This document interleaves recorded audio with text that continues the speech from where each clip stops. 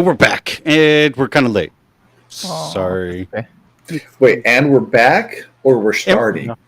But we're starting, and we're back. It's all the same, right? Something like that. Chris, I'm sorry, brother. We still can't hear you. It's lighting up on my end. Look at the Oh, bottom. there it goes. There it goes. Chris, what's that background, man? You changed backgrounds on me, confusing my simple brain. I've got 3,000 backgrounds now. Good God. Oh, Lord have mercy. Aren't you special? I know, right? The mind. Oh, my goodness. Anyways, welcome back, guys. This is another... what? Why is this not showing my thing now? No, I hate when my thing doesn't show. Yeah, I hate when that happens too. Anyways, welcome back, VD4GM. I'm yours truly, night known as Nee. To my immediate right here is Daddy Bro 72. Howdy. Yeah. Directly below me, Super Wolf Leo. Ow! And there it is. And then down on this corner over here, we have the Psych Ward himself. Everybody's least favorite Coast Guard. Psych Ward. So does that mean he has room for all of us inside of him? You know. Who knows? Anyways, so today, there's a few things we would like to talk about. We're going to kick it off, though. We're not going to kick it off with that one just yet. We're getting there. We're going to get to that one. That one is a big topic. All right? I might touch you in all of your no-no places and all the feels. So, yeah. So, anyways, you can show me on whatever imaginary doll exactly where I hurt your feelings later on. But Are you going to bring Timmy into this conversation? Oh, yes. Timmy. So, anyways, actually, though, Psych Ward actually has a good one to talk about on it. What is it? It's Hammond's Guide. Yeah, Hammond's Guide. Hammond's Guide. Let's talk about it, man. Let's see what you got.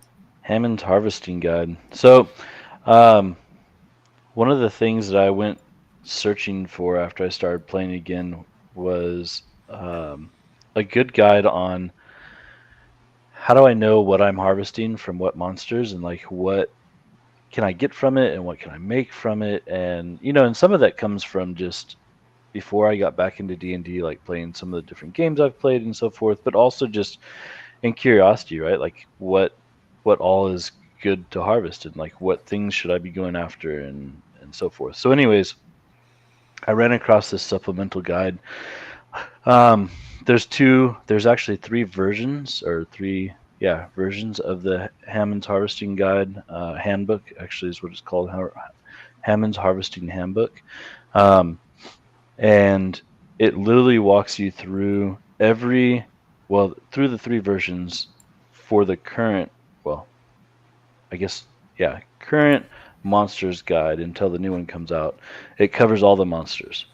And so it literally breaks down how you roll to harvest from them, what you can harvest from them, and what you can use, and how much the item is worth.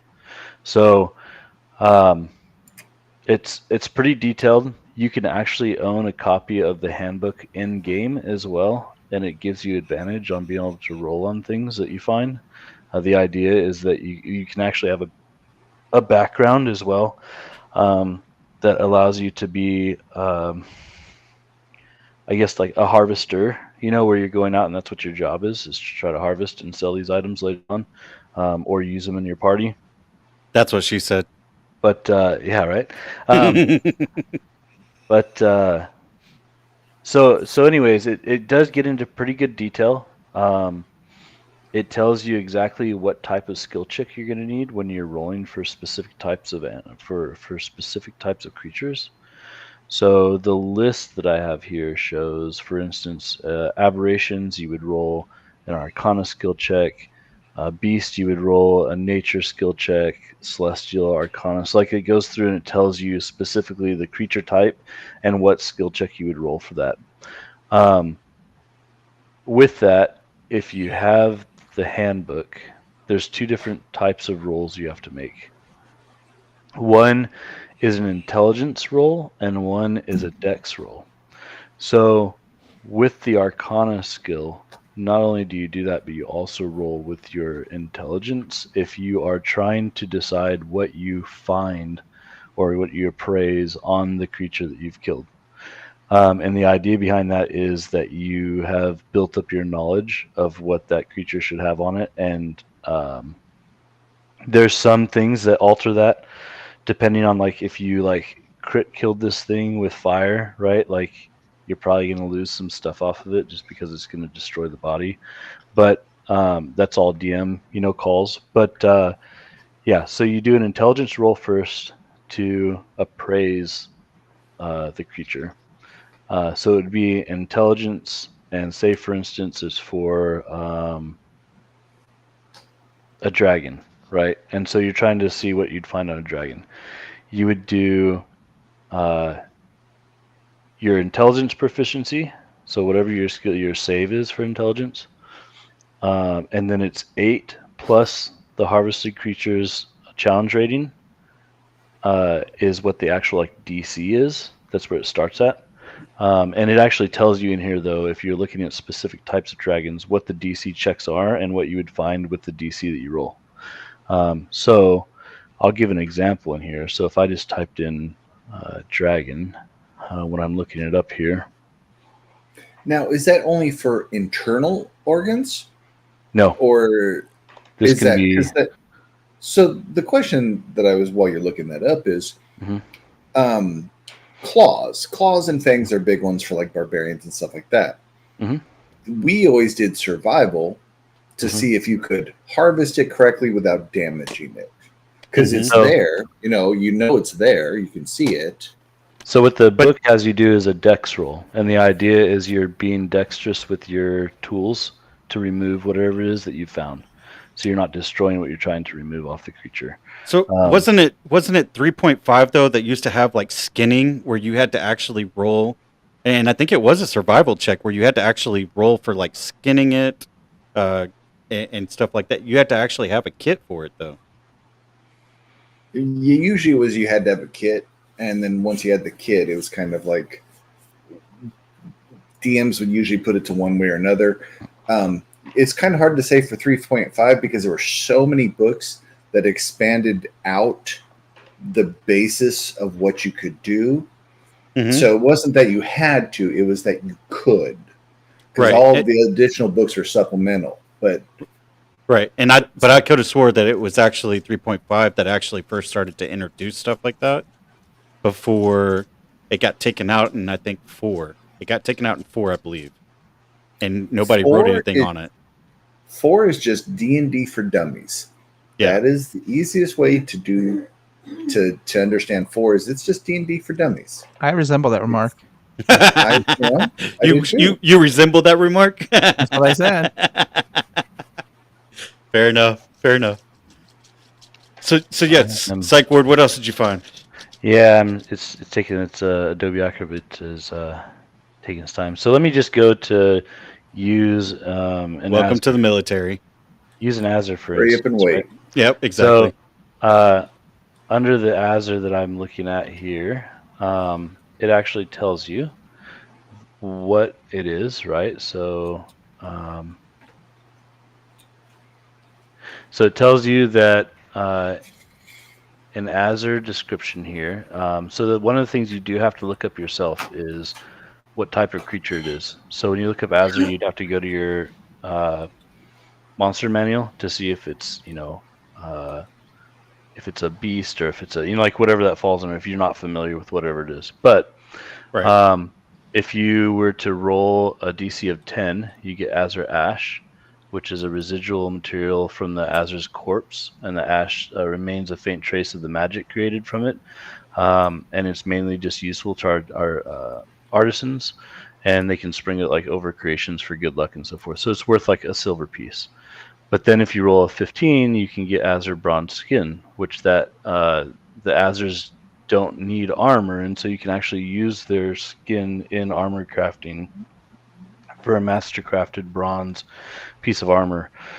And just that bronze skin by itself is worth 10 gold pieces. And then you have other things in here. For instance, if you roll a 20 or higher on your DC, it's a spark of creation. And it states in here that it's a specific type of flame that's a creation flame that's still in the Azure itself. And it can be made to use to make a thing called Bronze Companion. So just the spark itself is worth 12 gold pieces. But then if I type in Bronze Companion and go look at it, it'll tell me what that is, right? And so it tells me in here it's crafted by, and it tells you what it's crafted by and where it comes from. And it's a 3-inch tail bronze statue, a 3-inch tall bronze statue. It's a perfect replica of any beast. And when the command word is spoken, the statue comes to life. And it mimics the actions and behavior of the animal. So you can actually make this thing into an Azure if you wanted to, right? Or whatever type of creature you want it to look like, and have it come to life and fight for you, basically, right? So there's a lot of really interesting, so it's a small, like, exactly 3 inches, right? That's, But anyways, so it can mimic up to anything up to. Yeah, so it just can't fly, and it can only move at a speed of like 10 feet. So anyways, there's a lot of stuff that it can make in here. There's a lot of different recipes that are in here as well, on like how to use the items. But that's the interesting part, is the first portion is an appraisal. And after the first portion, you appraise it, find out what's on it. And then to harvest it, you actually have to use the toolkit. There's a specific toolkit you can also buy in-game that allows you to roll. And if you have if you have the handbook, you can roll advantage during your intelligence check, right? When you're harvesting to find the appraisal. And if you have the toolkit, you can also roll advantage with the dexterity check plus whatever the additional skill is too, to see whether or not you actually successfully pulled something off this. So if you found that you had all 3 of these things, right? So you found on the Azure, like, you rolled a really high appraisal, but then you go and you roll your dex roll to actually remove it, but you roll 15. Well, then you don't get that other item because you probably destroyed it while you're trying to remove it, right? Because you did something that didn't fly properly. So anyways, that's the overall basis of it. It's pretty detailed. If you read through it, it's a total of, how many pages is this thing? It spans between multiple books, though, too. It's multiple books. The first book itself is like 220 pages, I think. Right. And then the other books are roughly the same size. So there's 3 of those, and there's also a Hammond's herbalism handbook as well. And that teaches you like what herbs are in different biomes and how to find them and what you have to do to find those. So there's a couple of different things that you can get from the same category of author that wrote all these. And it's found in the Dungeons, Dungeon Guild, or the Guild Master's Guide or something like that. It's the site you can go to find all the additional like materials and so forth. Anyways, but yeah, it's worth it. It's fairly inexpensive. I think they're like $5 a piece. So right on. And tell me though, who is this built around? What kind of like DMing is this really built for? I mean, it could be built for anything, right? Even if you're dungeon crawling, you just want to make more money, right? You can say, oh, like how do I roll for this to gain these things and to sell them, right? Mm-hmm. Or it could be built for a full-on campaign where you're gathering items and making things from scratch, right? And like trying to make your own armor and so forth, or trying to better your group as a whole. It can also be one of the things I'm currently working on is using some of this material to actually write out a full-on campaign of like reasons that you would have to go find these items. Right. Like to bring back a specific way civilization was in the past or whatever, or like certain things that are missing now that weren't there before and you have to go find them. They're hard to find now, or and you can set like say for instance, like one of your task can be to go find this specific thing from this animal to make or this beast to make a certain piece of armor, right? Right. That somebody needs. So you can actually build like an entire uh, um, episode around this, right? Of Yeah. like why you would go out and find this stuff. So there's a lot of different directions you can take it. So it can be one for just the gold, or it can be two for actually crafting, or for people like me, where I really enjoy getting into the whole like how do I enhance things myself. So I think a lot of these came apart based off of the players. Yeah. Like, unless the DM has a specific plan, like you were saying, building a world around it, I think a lot of it is because the players go, "Hey, what can I get? What can I get from this thing, or what can I sell this for?" And I think a lot of that has to do with the players' desires or designs. Ones who just want to do simple stuff don't usually care. Here's a good example: is a purple worm, right? Like everybody knows, purple worms like epic to fight. And there's normally like some good amount of value you can get from them, but I think it comes back to what you're just saying, Superwolf, is like it gives the DM something to work off to give a solid answer on what did you find, right? And you can actually put in information of like, yeah, I me and Daddy Bro we both are sitting there like, nope, not gonna say it. We're both thinking the same thing. But listen, this entire night so far has been a list of bad jokes. I'm just moving past it. Wait, like 3 inches, purple worm. Where are we going?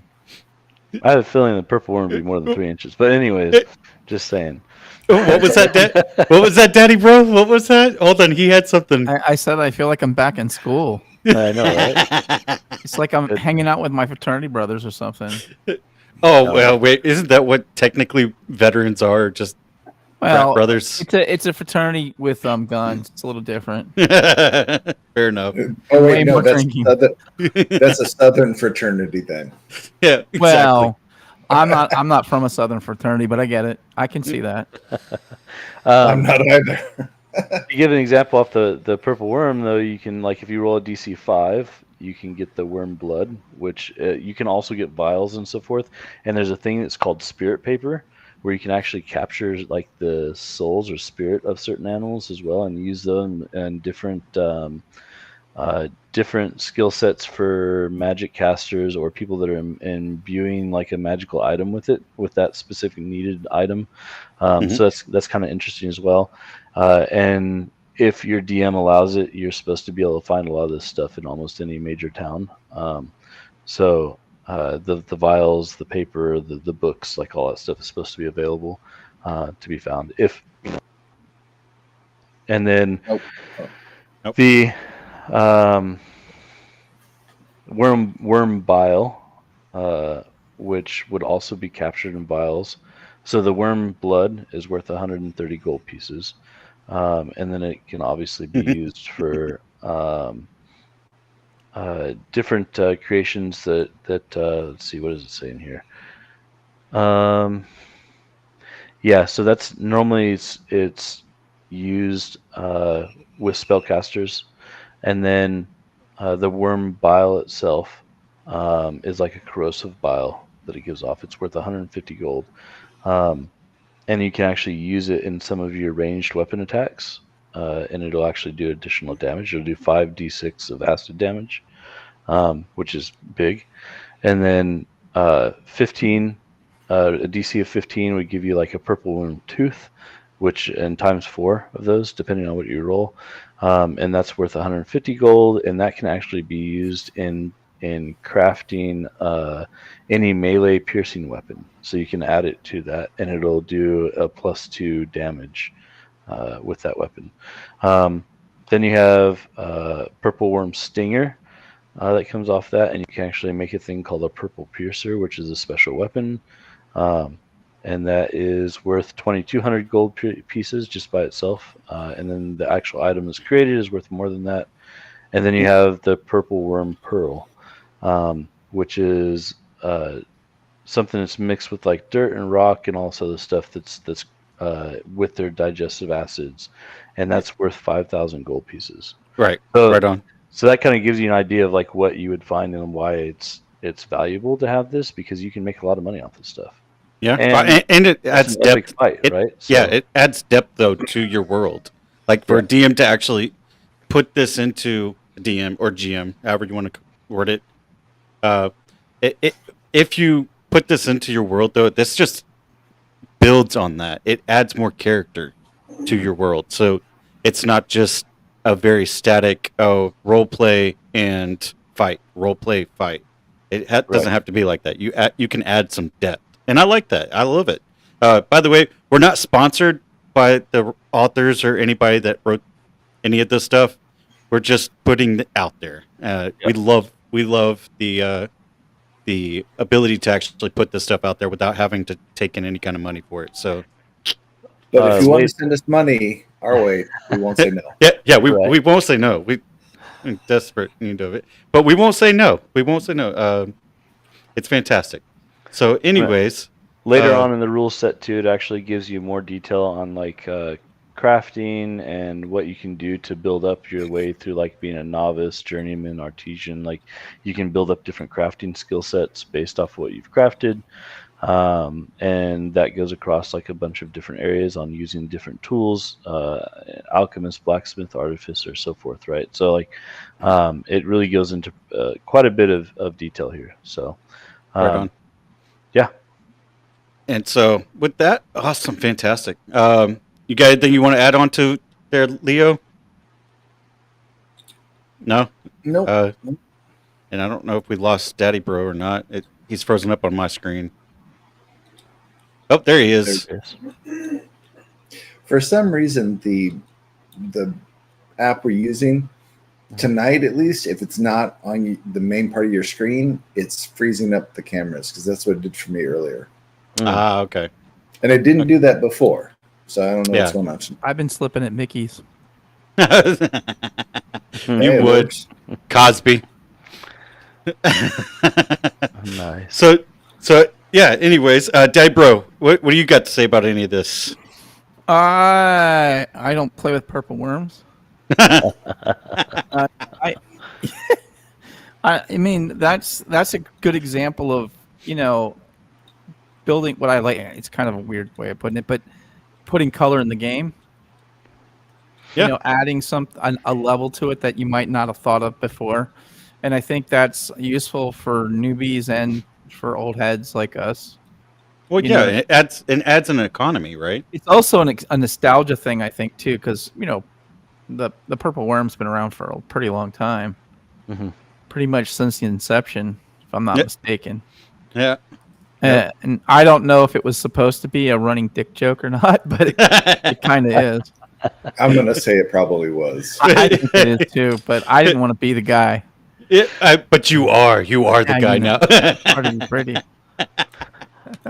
Oh, goodness gracious. So fantastic stuff. I personally, I'd love it. I think it adds a level of depth, like Daddy Bro said, level of color. And it adds an economy to the world that a lot of people miss out on. You can build a world with an economy that a lot of people don't see. And I can appreciate it. I really can. So with that being said, I plan on using it in my world. Me and Psych Ward have talked in depth about that, and I do plan on doing it. The epic world of Ebon Reach is definitely going to have a lot of Hammonds in there. And a lot of what you're going to be building, for instance, is going to actually help you take on the 3 big bads. So it's definitely something to think about, something to look forward to. If you haven't heard, definitely go check out my Start Playing. I do have the Epic campaign every single night, 8 p.m. or 9 p.m. 9 p.m., right? Yeah, 8:59. Yeah, 9 p.m. Go join up and let's rock and roll with it. The Saturday campaign, I think it's got 2 players in it. We got a couple people waiting to join up, so they're just waiting to see if more people sign up. But yeah, anyways, let's get into the big topic though for tonight, and And Leo, love you, brother. I love you. Hey, Just hey, know. honestly, I think the OGL is the bigger topic. What's the OG? That is Let's talk the about it then. OGL. Let's talk about the OGO.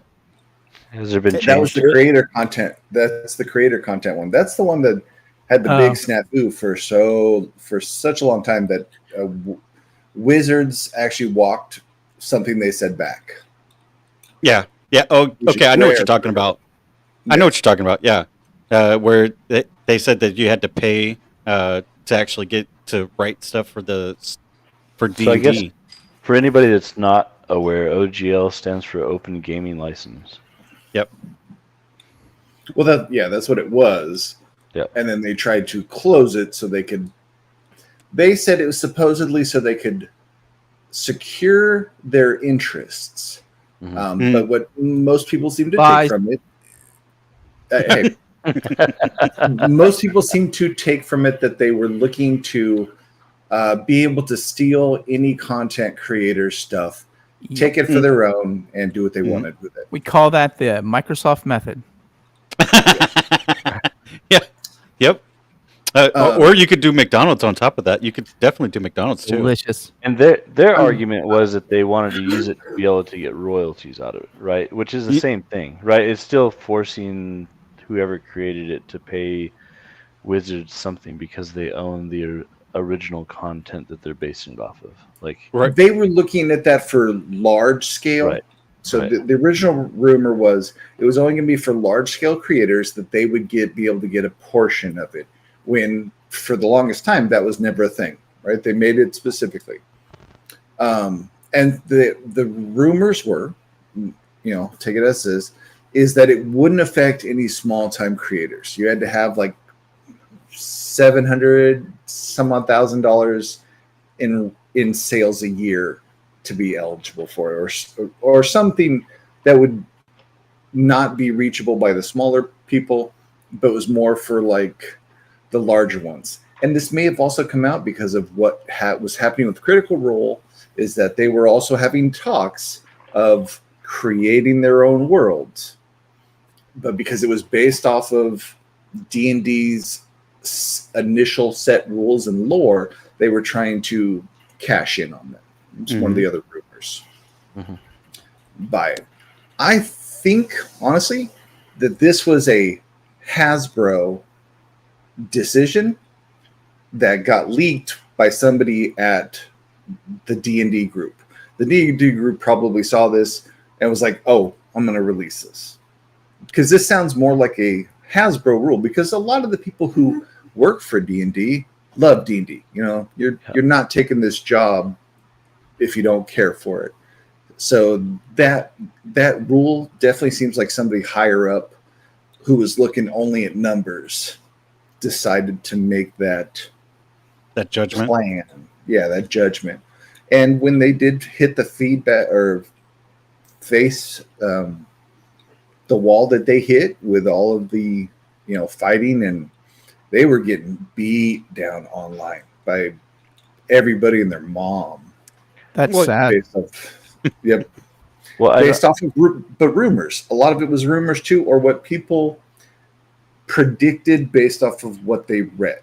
And this is where a lot of, I don't go into rumorville around D&D until it's seen in a book, till it's on paper in this is official format. I don't do theory crafting. I don't do stuff like that because we don't know. This could just be somebody's take on it. We don't know how it was created. Speaking of books, let's get into it. Do we have to? It's something that needs to be talked about, though. I'm so sorry that I brought this to your attention. I'm not. As of, and how long ago was it that was actually going to be released? Yesterday. It was yesterday? Yeah. So this book is supposedly out for release? Well, no. The comments came from YouTube yesterday. So all the references deal with actual news articles or statements that were made by Wizards. You know, it's one of the two. And these are not new statements. They've been around for a little bit, apparently. They're just coming to the light, from what I understand. Yeah. Since like April, If that, apparently. yeah. But it I don't know. I don't really want to. No. We got I to don't get want to into it. speculate more than I have to. All I know is when I read it, my head exploded and my eyes turned bloody. Well, I mean, and I'm gonna think the original guy that was actually published it, Metatron. I'm sorry, man, but that was a fantastic video. I appreciate I don't agree it. with everything he said either. But what I will say to that is this: normally, the Metrodon, however you say his name, he's a historian. Okay, he's really big into history. He's also a huge D&D. He's been playing D&D all his life. Mhm. So he's not coming at this from a vengeful, hey, I want to be a jerk. He's an actual person that partakes.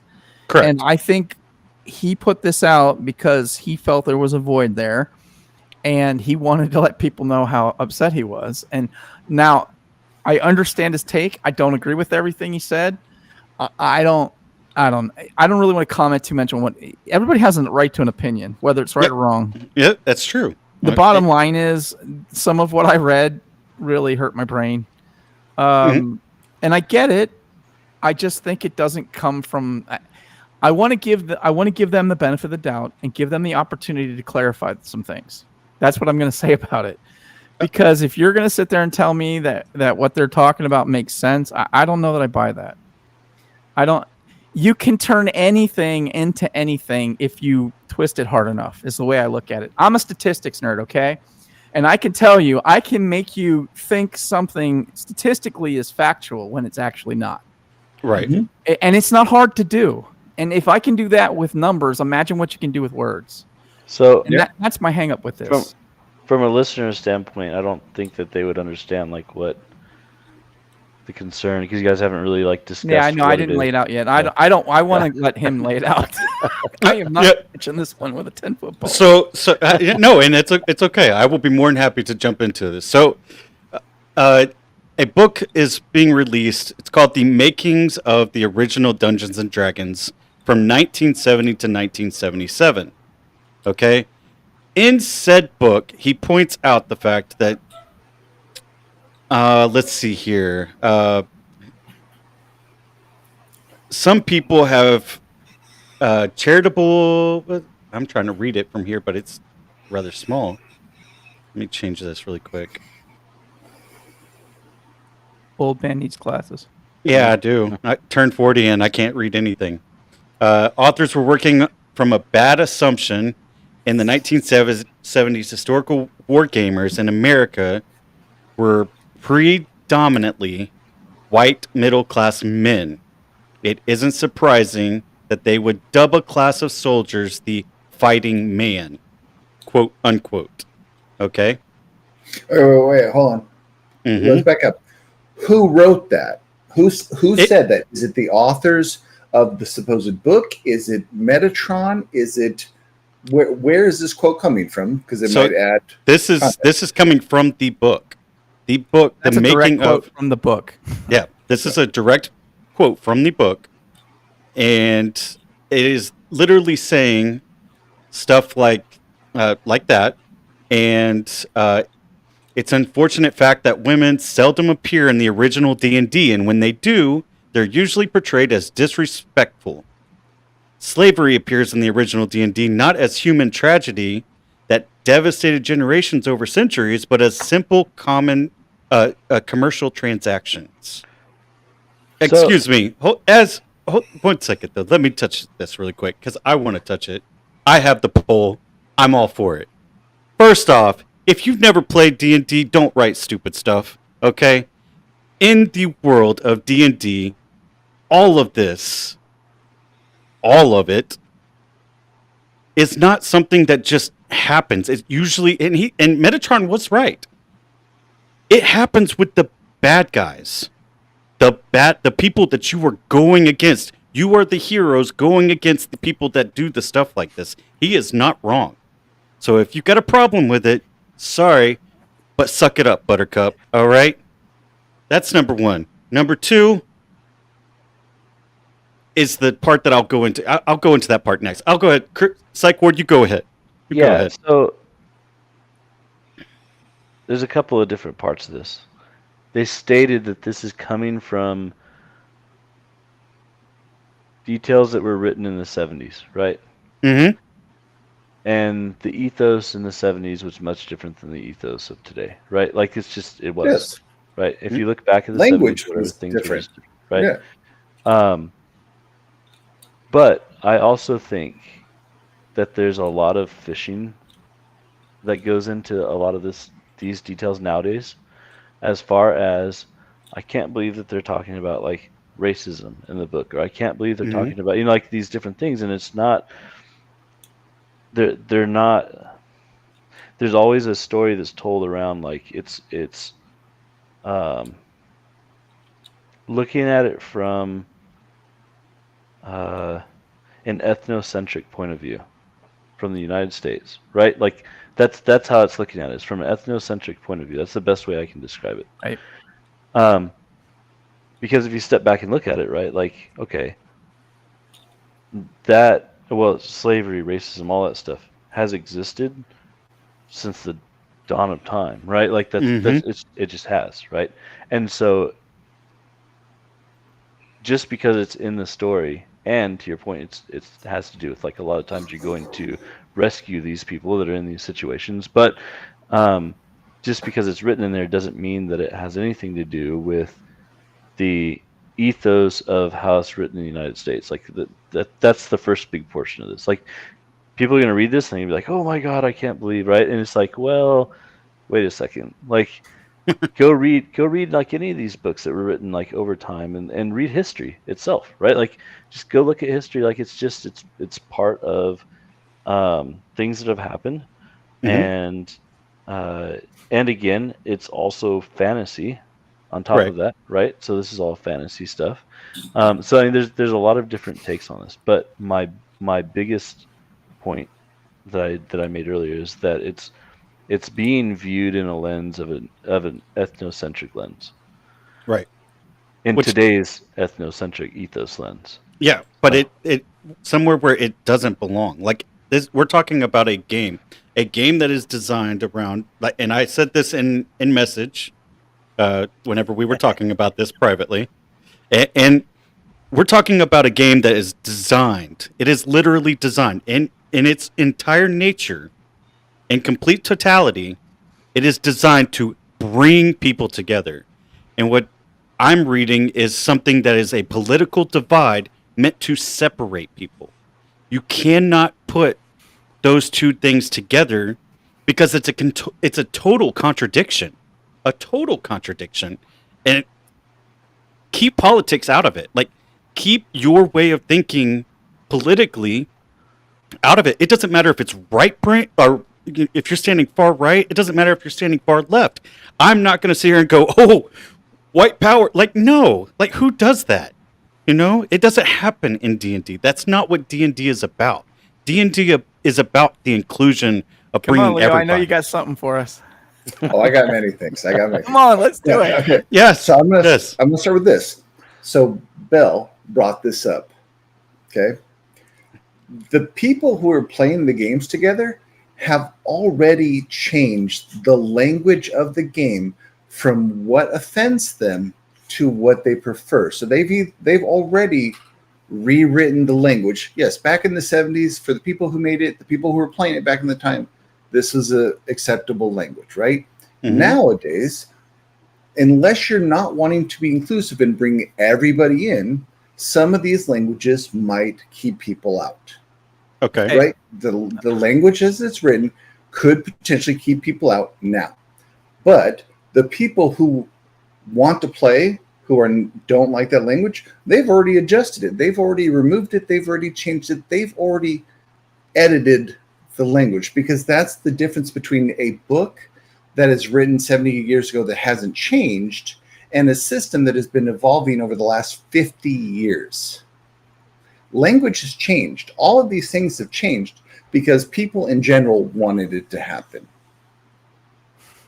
Okay. If it didn't want to happen, people wouldn't have bought the books. So you could have stayed playing AD&D 1.0, 2.0, the way it was written Right. before. Let me get my hammer out. You ready? Yeah, let's hear Here it. we go. Yeah, let's hear it, Daddy. So here's how it is. This is the problem, or this is how I see it, or how I view it. I understand that language evolves. We as humans evolve. We as culture evolves. This is an attempt to influence a culture. Okay, I would argue that D&D is a culture of people, and I'm not talking a white or black. It's not a color thing. It's not a guy-girl thing. It's a culture thing. We're nerds. We're geeks. We're people who like numbers. We like dice. We like to fantasize about, being a half elf or whatever. Right? That brings I up think we another can agree point. on that. The problem I have is now you're telling me that the powers that be, there can't be any half breeds. There can't be this. There can't be that because it's a trope. No. Wait. Hold on. Wait. We're now blending two different discussions. Okay. We started talking about the book and Well, the the book is language bad. of the book about the game, right? Right, That's and- where we started. Okay, well, if we want to move, that's fine. I'll stay on point. So in fairness, I understand this is kind of like I kind of compare it to a music anthology. I'm looking back at time, right? And I'm saying, oh, well, that was not a good idea. So maybe we need to evolve this. And like you said, people have structured and changed it. They've taken it upon themselves to make some tweaks. And I have no problem with that. If you're comfortable in your game to make those tweaks, by all means, do it. But I don't think that the powers that be should be limiting people by doing so. That's my problem. You're telling me now I don't have a choice in these things, that I have to accept this, and I have to look at it in this, what I would consider a counterculture mentality. And I'm not going to do that. Right. Sorry, I'm not. And there's more to that. Well, we're just getting started. Yeah. It gets worse. And bottom line, what this is a cultural attack to try to rewrite another part of who and what we are. And this is not uncommon. This has been going on for a very long time, and it doesn't just happen in D&D. It happens in Minecraft. It's happened in a lot of games I play. But it happens in history. Right, and that is the problem. That's not how history works. You don't have to like it. Like Psych Ward said, you cannot name a single culture that was successful in the history of the world that did not have slavery. Not one. Not one. None of them. There isn't one. They all had it. And to make the argument, oh, well, only the Americans we're not going to get into the political part of it, but you get what I'm saying.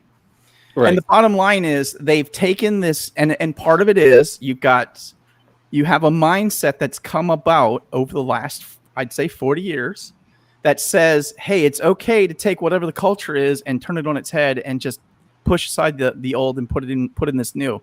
And everyone's going to accept it because that's the politically correct thing to do. I'm not going to do that. Yep. I'm not. I'm going to put my middle fingers up and say no. Yep. I'm not going to get into fisticuffs with anybody, but I'm going to definitely speak my mind, and I'm not going to stand down from this because this is how it starts. And if you think I'm wrong, I would refer you to the Russian Revolution. I would refer you to the French Revolution. I could keep going all day, all night, historically how this works. It's a very minute part of the culture, but it is a part of the culture nonetheless. And it's a gradual forward movement that creates this problem. And I'm not saying it's good or bad either. I'm simply saying this is where we are. And we as a group, and when I say we, I mean all those that play D&D, we need to make up our mind if we're going to accept this. And my problem is not that if you're in an individual game that you make this choice. My problem is that the powers that be, the ones who design or quote unquote control everything, have the audacity to come out and say, yeah, you can't do it this way anymore. Really? Yep. You think that's going to fly with us? I don't think so, Scooter. No, I'm good. Eat the friends.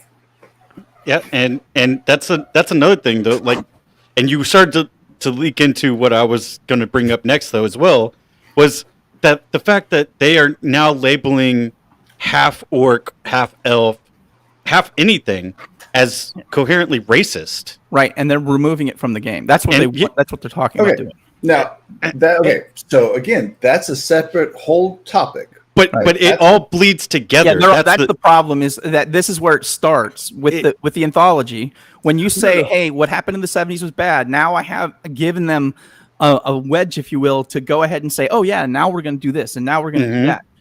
And Okay, when you so- start, it's a slippery slope. Yeah. Okay, so here's the Hey- difference. I completely separate these two, and I'll tell you why. Mhm. One is more about inclusion. What happened with Metatron and all of that craziness for me is more towards hate speech or non-inclusion speech. And I say that as somebody who has biracial kid, who has disabilities, who has so much more than just the generic people that I grew up playing D&D with. And I say this as somebody who, for many years, there was never a female in a game store, in games, interested in it because the community as a whole were toxic motherfucking gatekeepers. Hmm. And you can't ever say that because I lived through that. I grew up in that. I don't doubt I that. experienced that, right? Yeah. Even in Southern California, one of the more progressive places in the country, gatekeeping is still toxic and has been with this community. But California wasn't always that way. You have to remember, like there was a time when California was actually very structured and set in its ways. It wasn't always as inclusive as it is now, PC or not. No, Like- I get what you're saying. I do. Now, that is separate from the half races, okay? I think somebody in D&D got oversensitive and overcorrected. Because the truth is, if you want to compare this to the world, instead of half races, there should be mixed races to mirror what we have in this country. Mixed races. That's originally, now, I know the original basis of half races are, one is love and sensual based, and the other one is usually around an attack, a sexual attack culture. That is how half orcs started, and even half elves. In some of the earliest books, half elves were bastards that were usually assaulted by human males on elf females, right? Okay. Instead of going half and removing it and making them change it, they could have easily just gone with a mixed race formula to say, okay, you get one trait from this and one trait from this, and you combine it with this. If you really want to go this way, here's the formula to do that. Because stats aren't a thing anymore based on race. The only thing half races show anymore is a wanting to, take pieces from ones and others, right? There's no statistical bonus for having a half race in this. And they've expanded. There's half all the elves, all the different races, they only do it to limited ones, right? So I think that is an overcorrection because somebody got their panties in a twist or something. Okay. But they missed a bigger place to be inclusive, to be like, hey, here's mixed races. We're not calling them half anymore, but we're not making you choose one or the other, which is what they are doing, supposedly, from the rumor mill. Right. Well, I don't know if it's a rumor mill. I've been digging into this a little bit, and there's something. Where there's smoke, there's fire. Usually, in this case, especially. I'm not going to deny that either. So I think somebody messed up and overcorrected. And again, no organization is perfect, and no organization is going to make the right moves over time. Right. Mm-hmm. I think the bottom line here is I understand where you're coming from with that. I would argue that it's not so much that they're not only are they eliminating it, they're trying to whitewash stuff, and that's my problem with it. I agree with that. Removing the half is I play a half elf, by the way, for those who don't know. I play a half elf. I will always play a half elf. That's what I like. At what point can the counter argument be that when you're making these changes and forcing people to play a certain way, now it's becoming oppressive from that standpoint too? Right? I mean, in a sense, it is. Well, they won't make that argument though. Nobody's going to, and two, because there's always homebrew. There is for the tables that don't want it. There's always going to be homebrew, and that's going to be their excuse, by the way. That's their big out, and that's wrong, by the way.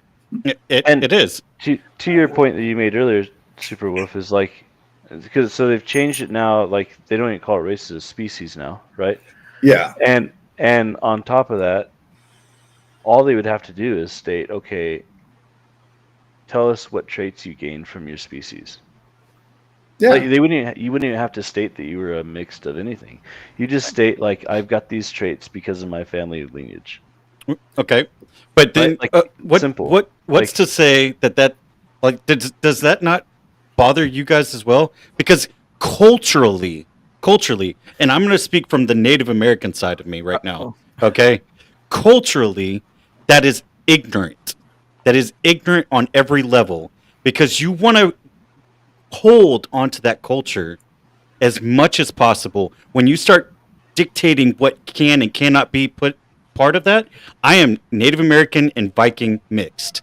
I will never ever say that I'm full blooded of one or the other, even though I was mistakenly told that most of my life. But I found out I am actually mostly Viking and Native American mixed together. And in no way, shape, or form will I ever deny my Native American culture. And nobody should ever be able to dictate who is representing the culture of whatever you take. And that is a problem in itself. Okay, so I'm gonna play devil's advocate here, right Go now. for it. Go for it. You bought into it last week. Last week, you agreed on this same basic for backgrounds. When you could create your own background or split it up, and they came up with this new way to do it where they changed how things were, you bought into it with backgrounds being the main deciders now. What is the difference? They structurally changed how stats are done, and they've done that based on previous books they've done. But there's no difference between a background, customizing and doing whatever you want with a background, and doing whatever you want with a race. You've been thinking about this one for a little while, haven't you? No, actually, I just thought about it when he was talking about it. But there is a difference. There is a difference, and the difference is even though if you pick you're half human or whatever, if you still decide that, there are still racial bonuses that you get.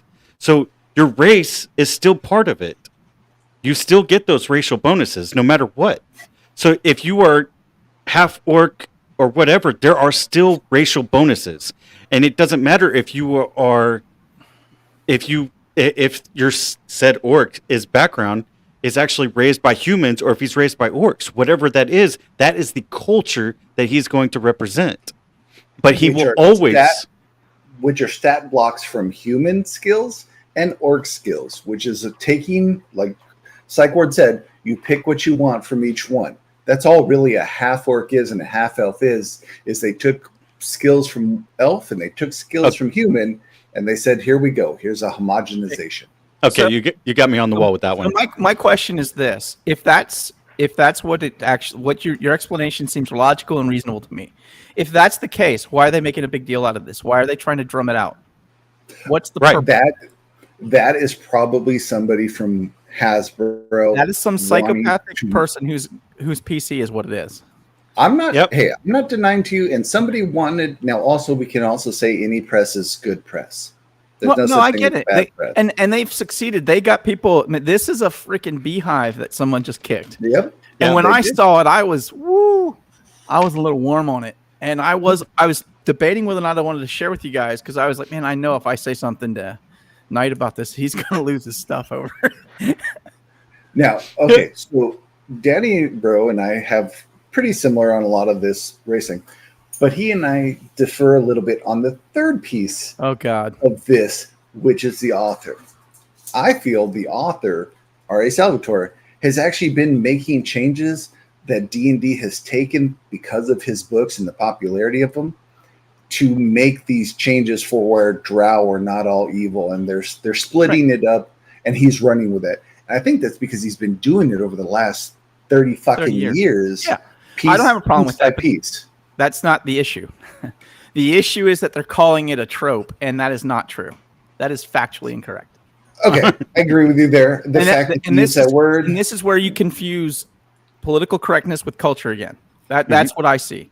And I see this as yet another attempt for a specific mindset to get into the world, if you will, and to kind of like inoculate people with their ideology and their belief system, and I have a problem with that. And now, Mhm. R.A. Salvatore, I've met the man twice.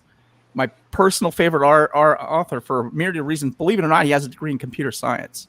He does. Yeah, it's one of the He reasons I is- like him so much. He is my second set of favorite authors. Okay. Let me guess, you like Orson Scott Card? I like it, but no, Weiss and Hickman, the ones Okay. who wrote Dragonlance and then Yeah. the World Gate Cycle. Yeah. I mean, I cut my teeth on the Dark Elf trilogy, so Yeah, and most of I've it's read not, right? I've read every one of the books. Yeah, I have them all. Yeah. But it's just one of those things to me. And look, he's the author. He can do what he wants. It's his character. He can do what he wants with him. And one of the things that drew me to the Dark Elf in the first place was the fact that he was such a unique character, was that he went counter to his race. He went counter to the history, if you will, of what the Drow are, right? Mhm. And I thought Right. that's what made it intriguing and built the character. But to go back and say, oh, well, that's just a trope and we need to make all Dark Elves good now, that's just silly. Yeah. It's really. Oh, go ahead. I was gonna say what's really interesting too is if you know the backstory to how he came about and Yeah. why fans liked him so much. Yeah. Was the story behind the difficulties he faced to get out of like the individualism that he had that was different, the stories that he like the difficulties he faced, the whole like coming to the surface, like all this other stuff in that series, right, that goes through it. That's what like really brought people into the story, was this like tale of almost like a rebirth of a person, right? Like this complete disastrous like outcomings of what happened to him and all this other stuff. It's just it's very interesting if you understand, but then also knowing that the author came up with it, what was it, in like 45 minutes? Because like they walked in, they're like, we need a character, and he's like, here you go.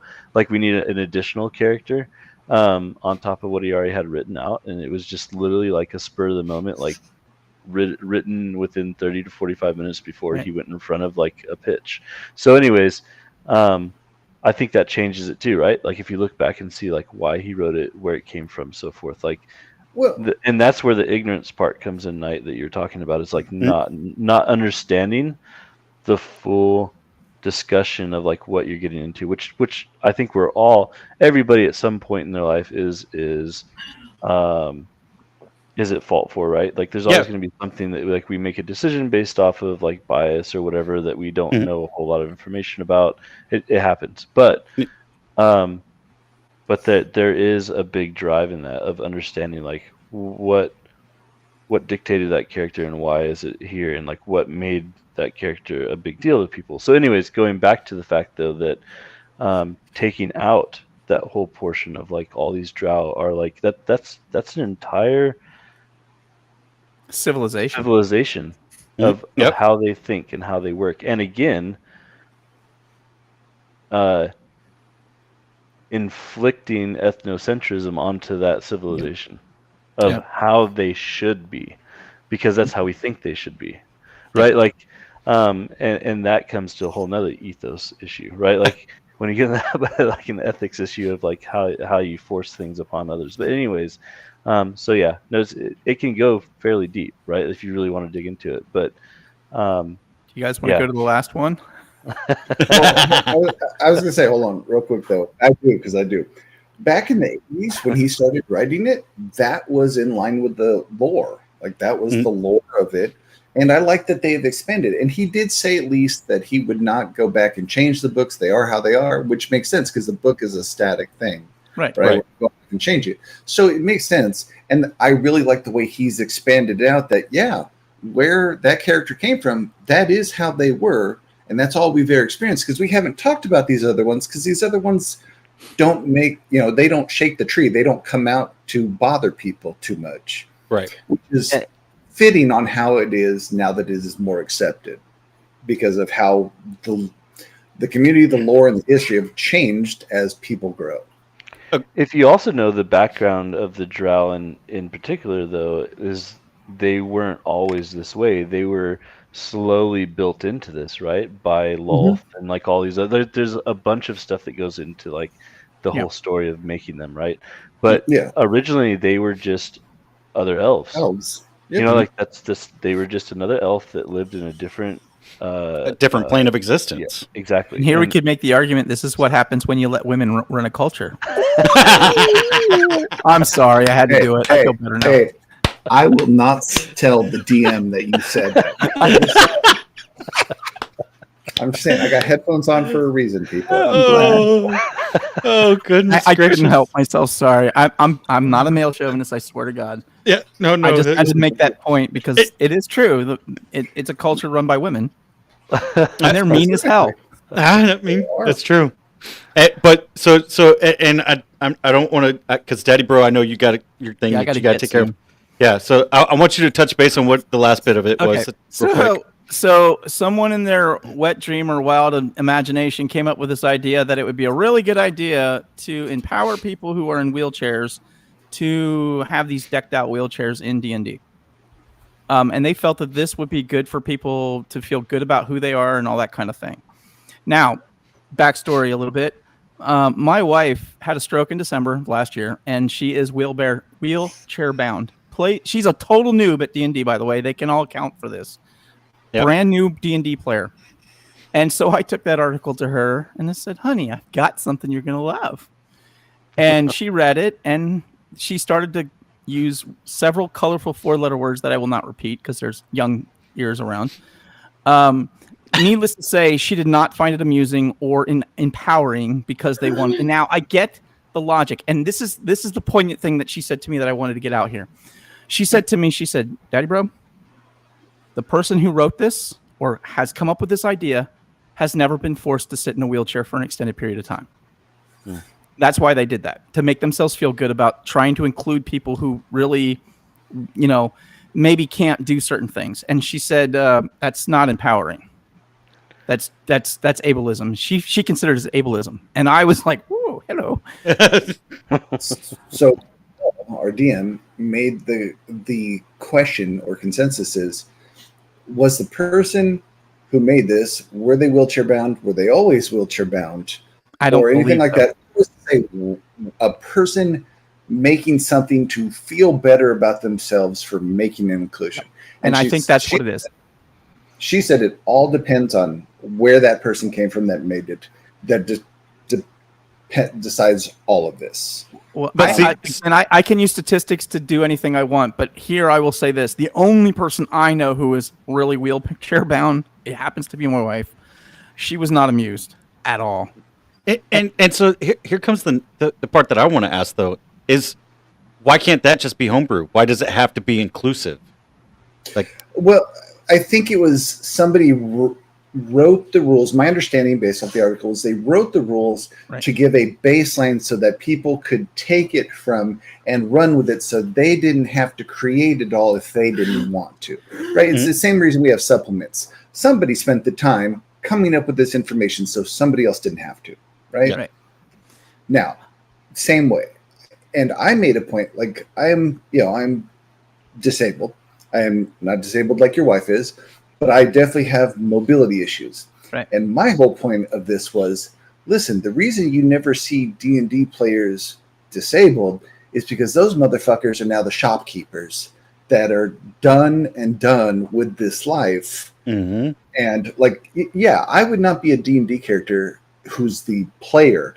I'm going to be the fucking shopkeeper sitting in the back going, don't touch my shit. Stay off my lawn. That's my take of it because of how I am. I will say this. I'm not nearly as steamed about this as I am the other one. Mm-hmm. But having a wife who's in this situation, she was really animately angry about it. She's like, oh, no, that won't work. She said to me, what sense is, if you're someone who's been wheelchair bound your whole life, why would you want to stay in it?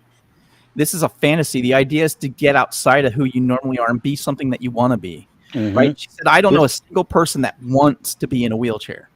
This comes back to the whole purpose of what we were talking about of VD4GM, right? Is like the fantasy of being able to get away from all the things that bother you and building that group of brotherhood or a group of tribe or whatever you want to call it, right? Of people you can rely on. and breaking free from the things that are bothering you, right? So why would you want to focus on that in the game that you enjoy playing, like the fantasy that you're building, right? That Right. doesn't make sense to The me. But only reason I can see this, and Disney's gotten into a lot of hot take on this on both sides, however people want to address it, is it could possibly, because again, I'm not there, could allow you to see yourself in the game that you might not be included in ahead of time. You know, Little Mermaid now being person of color versus the white Norwegian that they were in the cartoon, right? That is a way, potentially can be seen as a way to see little girls see themselves in the game. I don't know anybody in a wheelchair playing the game. Like Daddy Bro said, you know, the only person that we know is his wife. Yeah. So I can't say it. I have no idea. I was like, that's why I was curious to see what she thought. Oh, she was hot about it. And we all can see that. Yeah. Right. So with that though, I'm gonna go ahead and wrap this up. We could definitely go into more talks about this next time. But you don't have to. Yeah, no, I mean, I think we pretty much nailed that coffin. My head Yeah. hurt. Yeah, we pretty much nailed that coffin down. So I want to get into our closing. Same as always, though. You know, if you need help, definitely get help. Psych ward. What was that number again? For 988 press 1.